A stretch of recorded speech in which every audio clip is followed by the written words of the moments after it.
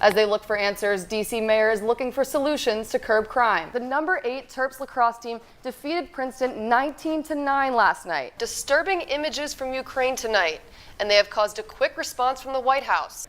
A local lab says one jab may protect you from more than just COVID. I'm Kylie Rau, and this is CNS TV. Both pastors that I spoke to noted that the fight for acceptance is far from over.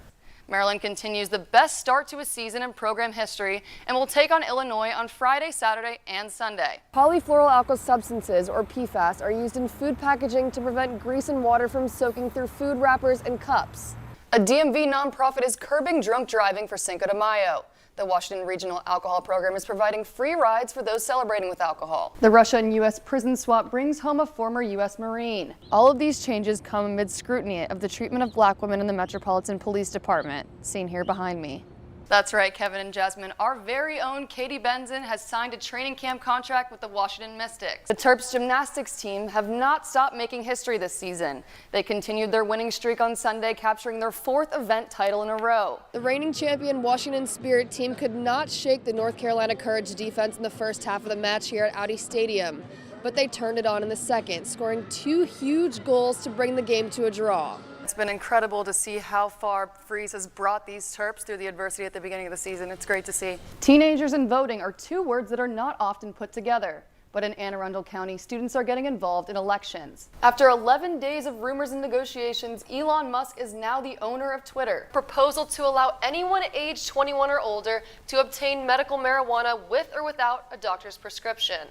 This landmark case marks the first time the court will rule on the constitutionality of abortion since Roe v. Wade.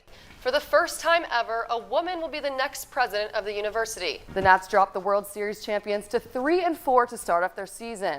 Even with video documentation and extensive coverage, that seems unlikely. These sensory bags can be a critical intervention tool for people who struggle to communicate. Reports by the U.S. House Oversight and Reform Committee allege the team failed to refund security deposits, concealed revenue, and kept 2 sets of financial books.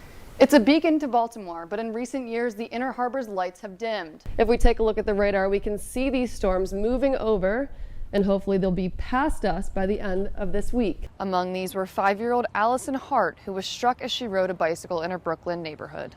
But it's not all success in Washington. Both the Nats and the Caps fell to their opponents yesterday. Maryland was consistently able to make plays, especially in the bottom of the 3rd. The Beal-less Wizards could not break Denver's winning streak on the road. The Nuggets went ahead early and held the lead for the rest of the game, handing Washington a 109-127 loss. The Caps grabbed an important 2 points and beat the team in an overtime shootout 4-3.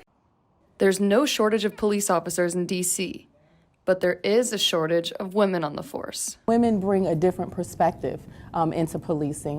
We're just built differently, right? We're problem solvers. We're more empathetic. We think outside of the box, not to say that men don't, but this is historically a male-dominated profession, and women are bringing the women's touch into it. Which is why D.C. Mayor Muriel Bowser and Metro Police are pushing to change the ratio. The 30 by 30 initiative will encourage Metro Police to make at least 30% of their recruit classes women by 2030. So in terms of representation, we feel very good about the path that we are on, but we also know that we have to be intentional about getting there. These agencies are also focused on ensuring that these women get the support they need with policy and work culture changes. We're going to take measures to increase the representation of women in all ranks of law enforcement, ensure that our policies and our procedures are free of all bias, promote equitable hiring, retention, and promotion of women officers, and also ensure that our culture is inclusive, respectful, and supportive of women in all ranks. All of these changes come amid scrutiny of the treatment of black women in the Metropolitan Police Department, seen here behind me. A dozen black women who worked for MPD filed 2 separate lawsuits. They allege they have faced racial discrimination, sexual harassment, bullying, and retaliation for speaking out. It's critical. Again, decision-making, response to calls for service. We bring a different perspective. Audi Stadium was electric on Wednesday night for the first round of the NWSL Challenge Cup. The Washington Spirit took on the top-ranked North Carolina Courage. The match concluded with a 2-all deadlock. Dabina and Taylor Smith tallied goals for the Courage in the first half of play, but the Spirit could not get on the board. Halftime adjustments allow us to really take over and do very positive things. The reigning champion Washington Spirit team could not shake the North Carolina Courage defense in the first half of the match here at Audi Stadium, but they turned it on in the second, scoring 2 huge goals to bring the game to a draw. Trinity Rodman and Ashley Hatch stepped up big time to net goals for the Spirit in the second half. Yeah, I ended up right under my feet, and I was so close to goal, kind of in the middle, that I was like, I just got to rep this and it'll go in. So I just got really good contact with it. The Courage remain in first place in the NWSL Group A standings with 7 points. Washington will look for a better result against the Orlando Pride on Sunday. The good thing is we've got a very, very good team that plays a very good style and has continued to show that they can get results. Even if it's 3 ties, they're still doing quite well to create a lot of chances and cause the other team a lot of problems. For CNS TV News, I'm Kylie Rau. When ordering at the drive-thru, customers are usually thinking about what they're eating, not the packaging their food comes in. Well, you might want to think again. Some research has shown that exposure to certain types of PFAS have been linked to serious health effects. Polyfluoroalkyl substances, or PFAS, are used in food packaging to prevent grease and water from soaking through food wrappers and cups. The problem is the chemicals used to make them can be ingested and harmful over time. And alarming levels of dangerous chemicals have been discovered in a number of well-known fast food and grocery store chains.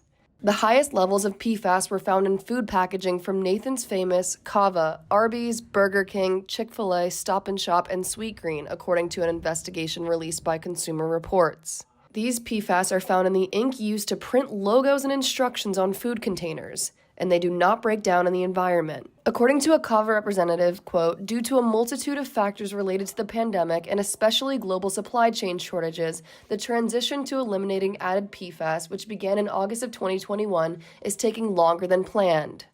Our teams are working with our suppliers to complete the transition within the year.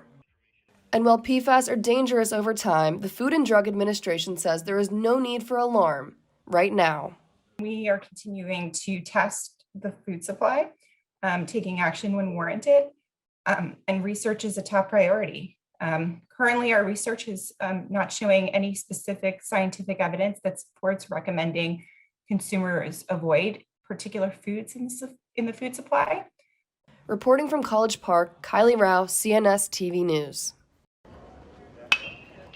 The Terps baseball team has not held back this season. The number 24 ranked team was on fire in College Park on Monday, putting up 5 big runs to defeat Georgetown. After a scoreless first inning, Georgetown's Ubaldo Lopez knocked a pitch right out of the stadium to give the team a 1-run advantage.